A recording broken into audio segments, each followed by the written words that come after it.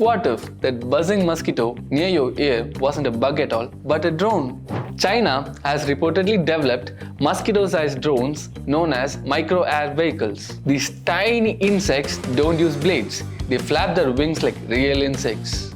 Built for ultra-stealth surveillance, they can slip through windows, hover unnoticed in crowds, and even capture facial and audio data.